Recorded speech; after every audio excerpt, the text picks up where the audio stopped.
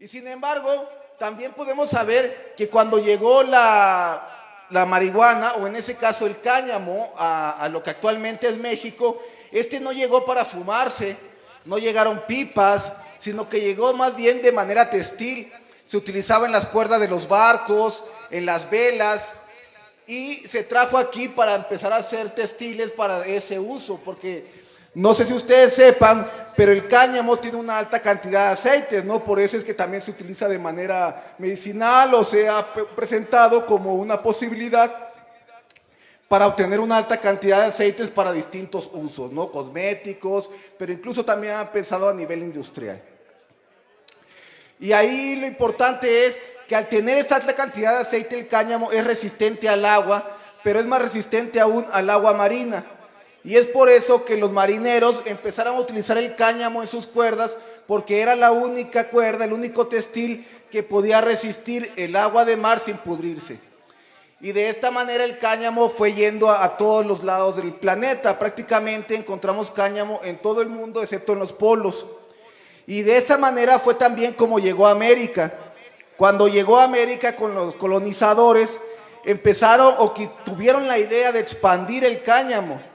Ellos decían que aquí en estas tierras encontraban de todo, que lo único que faltaba para tener completa felicidad era el cáñamo y el lino, ¿verdad? Y ellos empujaron la idea de cultivar el cáñamo. Aquí en Puebla fue uno de los primeros lugares donde se produjo cáñamo. En Atlisco hubo haciendas donde los encomendados, o más bien la gente de los españoles, les daban gente encomendada para que cultivaran cáñamo, y empezaron a producirlo en distintos lados del país, en lo que actualmente es Michoacán, en lo que actualmente es Oaxaca, Guerrero y Sinaloa. Y no es casualidad que ese cultivo ya no se continuó. Las personas que iban a enseñar a hacer los hilos, las personas que iban a enseñar a hacer las cuerdas, las telas, nunca llegaron. Entonces no se desarrolló la industria del hemp, la industria textil del cáñamo en el actual México. Pero lo que sí se desarrolló es el cultivo, que si bien ya no de manera para explotarlo comercialmente, la gente sí lo siguió cultivando porque encontró en ello pues elementos terapéuticos, ¿no? Diversión, ¿no? Diversión, quizás se dieron unos toquecitos y dijeron, esta planta está chida, ¿no? Pero tomen en cuenta, y esto es bien interesante de saber, porque este tipo de cultivos, aunque no se desarrollaron industrialmente, sí se siguieron desarrollando ahí localmente. Y después de muchos años, 300, 400 años de cultivarse en el mismo lugar, las plantas adquirieron elementos propios, ¿no? Lo cual actualmente se conocen como land racers. Ese tipo de variedades de la cannabis que tiene unos elementos característicos en relación al lugar donde se desarrolló, y donde se desarrolló, digamos, hablando de 300, 400 años, no es que en 20 años ya tengamos una variedad poblana, no, pero lo podemos intentar. Sin embargo, sí hay unas variedades reconocidas como michoacanas o como oaxaqueñas, que aunque en general vienen todas de las líneas de las sativas, sí tienen elementos propios, ¿no? Por eso hay bancos que están empezando a cultivar o a jalar este tipo de características propias o características específicas de las diferentes land racers, ¿no? Un ejemplo de esto son los amigos de las semillas del Banco Santa Rosa Green Seeds, que ellos mezclan variedades que han recolectado en Michoacán desde hace ya 30 años con variedades de California para tener, digamos, una genética ya reconocida, y estas cruzas puedan también ser incluidas en los sistemas nacionales de semillas y tengan también ellos ese reconocimiento, ¿no? Como en la actualidad están haciendo muchas otras empresas, o ya han hecho a nivel mundial, que han empaquetado las semillas y nos las venden con marcas, ¿no? Pero bueno, esto es bien interesante por los de las land racers, pero también es bien importante e interesante en términos históricos que cuando los españoles llegaron, los españoles no fumaban, ¿no? No fumaban ni tabaco, no fumaban marihuana, no fumaban. Ellos en sus relaciones, en las cartas que escribían al rey, decía, no, miren, acá encontramos a unas personas que echan humo por la boca. Y pues qué miedo, ¿no? Porque pues te ves a alguien echando humo por la boca y dices, ¿qué pedo, no? Pues está quemando el carburador o qué le pasa, ¿no? Y no, pues resulta que pues eran gente que estaba fumándose unos tabacos, ¿no? Aquí todo mundo fumaba tabaco, el tabaco es la droga más usada en el planeta, pero ya desde aquellos años cuando llegaron los españoles se usaba prácticamente en toda América. Todas las culturas indígenas del continente usan tabaco en sus rituales, de distintas maneras, algunos la esnifan, otros la fuman, otros la preparan con algunas otras plantas, pero prácticamente en todos los rituales o en todas las culturas indígenas hay rituales con tabaco. Y cuando llegaron los indígenas, los españoles, y vieron que echaban humo por la boca, pues también probaron el tabaco, de hecho pues, se llevaron el tabaco a Europa y fue muy famoso, pero parte de lo importante aquí es la sorpresa que muestran los españoles al ver que la gente echaba humo, ¿no? ¿Por qué? Porque justamente no fumaban. Y entonces, ¿cómo es que llegó la fumadera a América, no? Pues primero llegó el cáñamo, pero ¿y la fumadera? ¿Esa cuándo, no? Y es aquí donde nuestras raíces indígenas nos llenan de orgullo, ¿no? Porque pues estos canijos andan probando plantas para todos lados, porque si ustedes se dan cuenta tienen una relación con la naturaleza mucho mayor que la que tenemos de la parte occidental o de los que trajeron de Europa, ¿no? Acá probaban todas las plantas y prácticamente las conocían a todas por los efectos que podían tener y por los males que podían curar.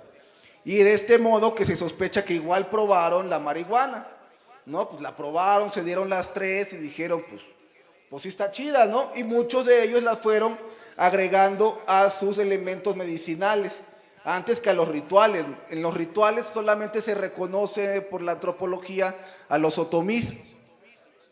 Entre ellos usan la planta y la llaman Santa Rosa, ¿sí? Pero antes que fumarla la comen. Es muy curioso porque no es que la vayan a fumar como nos gusta a nosotros o como se fuman otras plantas, sino que en este caso es masticada y comida, un poco como sería la salvia entre los mazatecos.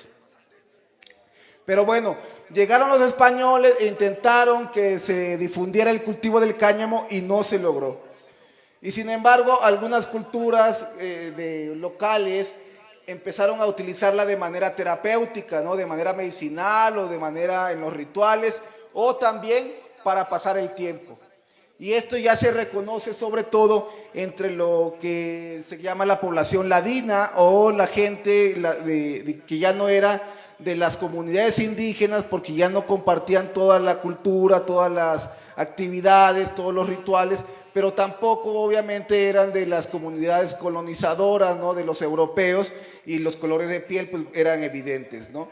Y entre estas comunidades marginales que iban creciendo alrededor de las ciudades, pues empezó a crecer este tipo de consumo, ¿no? Lo que llaman ya de la hierbita vaciladora, de la marihuana, ¿no? Teniendo, digamos, ya un poco de uso terapéutico, pero ya también una suerte de uso personal, ¿no? De uso adulto, dirían ahora, aunque pues para saber si desde qué edades las consumían, ¿verdad? Y bueno, junto con este consumo se fue distribuyendo, se fue difundiendo el conocimiento de que la marihuana podía tener este tipo de efectos. Cuando llega la época de la independencia, ya la marihuana era medianamente conocida en lo que es el altiplano, en la zona central del país, en el Bajío, un poco por la cuestión del cáñamo y otro poco por la cuestión terapéutica, ¿sí? Y es también de esta manera terapéutica como empieza a extenderse cada vez más durante las guerras, no solamente sobre la guerra de independencia, sino también sobre las guerras de reforma y más aún sobre las guerras de revolución. Y ahí es bien interesante porque se fue extendiendo tanto y tanto lo que es solamente, no solo el consumo, sino la cultura, sino de que la marihuana empezó a ser conocida por ese nombre en muchos otros lugares, ¿sí? Si recordamos, cuando llega la planta se conoce como cáñamo, en inglés se habla del hemp, pero cuando los indígenas empiezan a interactuar con ella y luego en algún momento en la época de la colonia empieza a salir publicada con el nombre de marihuana, ¿sí? Ya con el que lo conocemos actualmente. Se tiene reconocido evidencia desde los años de 1840, 45, cuando ya recibe ese nombre la planta, y se habla específicamente de que se utiliza para fumar, ¿sí? De hecho, cuando llega aquí el cannabis indica que llegan los aceites, así como actualmente se comercia una gran cantidad de aceites, ya esto se hace desde la época victoriana, desde el siglo XIX.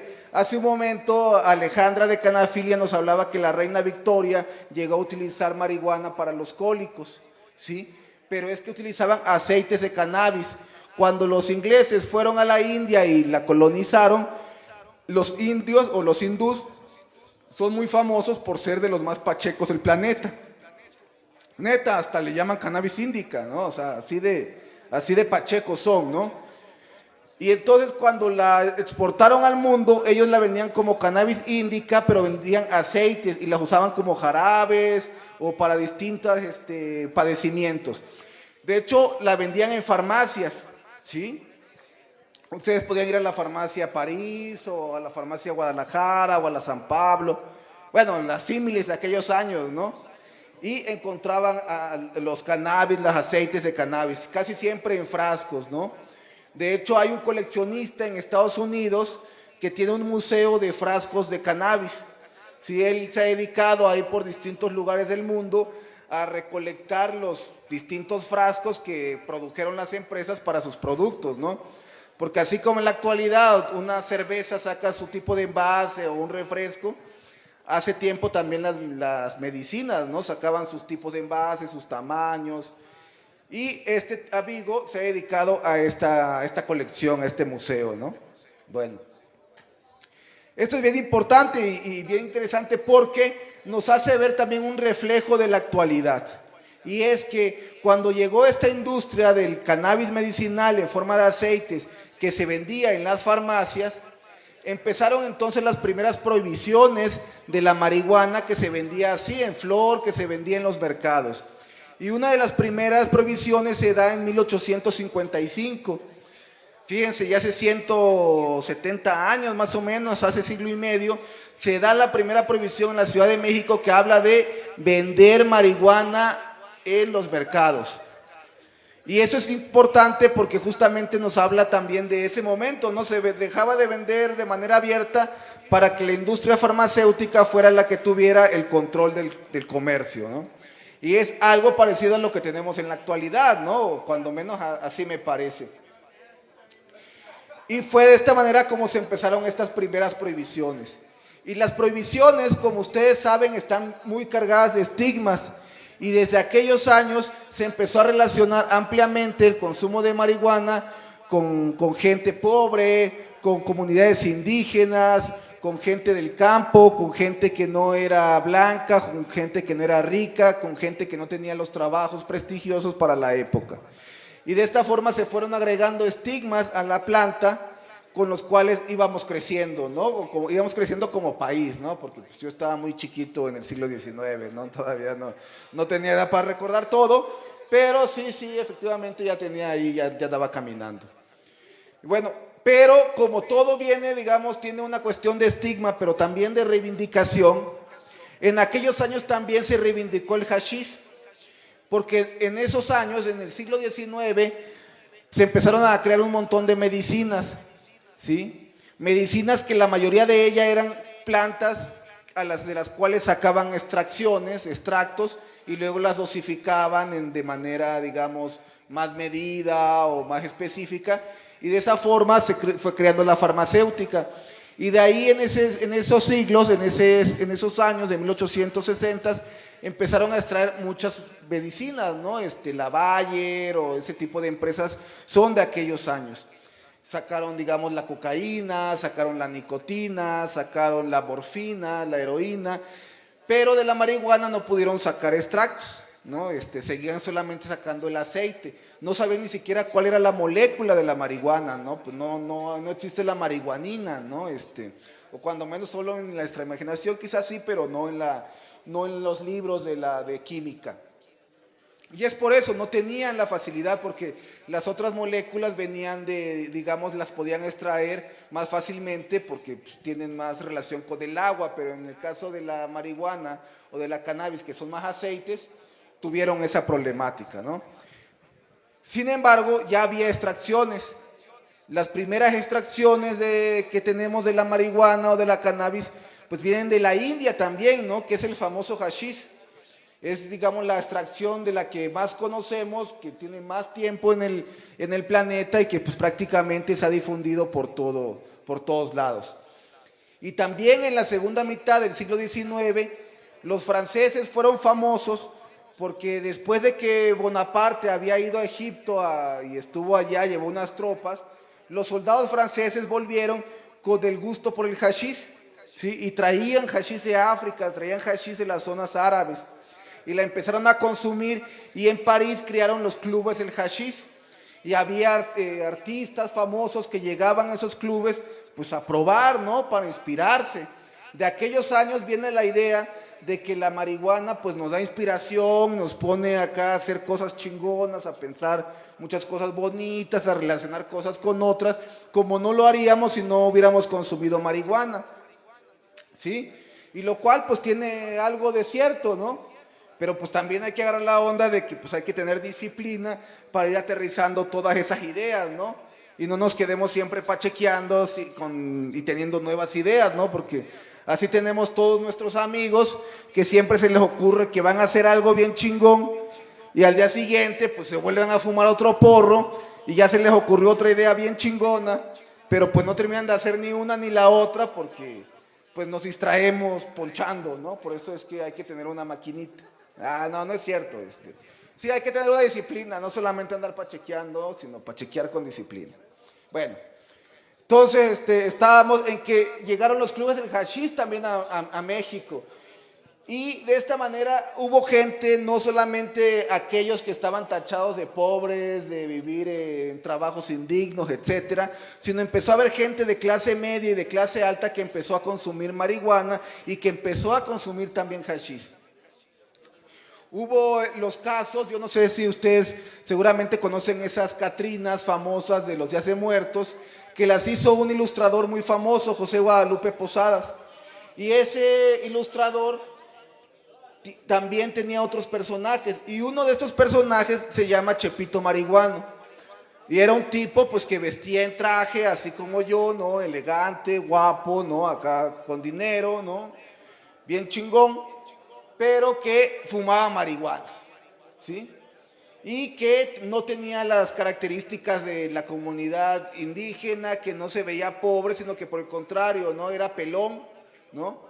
No sé si ustedes sepan, los indígenas no son pelones, nunca se quedan calvos, ¿no? Pues como tú. No, estaba viendo para el otro lado. No, entonces, ahí lo que se muestra es que también tenían esta idea de que podían consumirse marihuana y se consumía de hecho en otros estratos sociales, ¿no? Porque aunque la idea es de que solamente entre los pobres y porque nos vuelve flojos y etcétera, pues en realidad es porque eso está en los medios de comunicación, ¿no? Regularmente de quienes tienen pues más poder, ¿no? Bueno. Y fue entonces que así se fue difundiendo la marihuana, ya no solamente en clases pobres, pero cuando llega la revolución y se extiende, digamos, la raza por todos lados huyendo de la guerra, pues muchos se van hacia Estados Unidos. Y en Estados Unidos empiezan a hablar mal de los mexicanos diciendo que fumábamos marihuana, ¿no? Y que la marihuana nos volvía violentos, nos volvía rateros, podíamos violar mujeres blancas, podíamos robarle a los gringos que trabajan bien a toda madre y sin problemas. Y entonces empezaron a echar todo eso, digamos, ese tipo de ideas, de estigmas, de discriminación hacia los mexicanos a través de la marihuana, ¿sí? No era solo contra nosotros, ¿no? También decían que los negros usaban cocaína, o que los irlandeses eran muy pedotes, los italianos igual, los indígenas de allá eran peyoteros. O sea, como tenían en ese momento, todavía lo conservan, pero en ese momento más una idea un tanto pura de la persona, ¿no? Sus religiones no consumían sustancias y ese era el tipo de ideas que andaban difundiendo por el planeta. Y en ese sentido, pues acusaban de atrasos a todos los pueblos que consumían alguna sustancia, ¿no? Y por eso se considera, desde aquellos años se atañe el estigma a que los que consumimos pues somos flojos, ¿no? Porque venían con esa idea de que las culturas que consumen son culturas que no progresaron, ¿no? Que no desarrollaron, obviamente siempre desde el punto de vista de ellos, ¿no?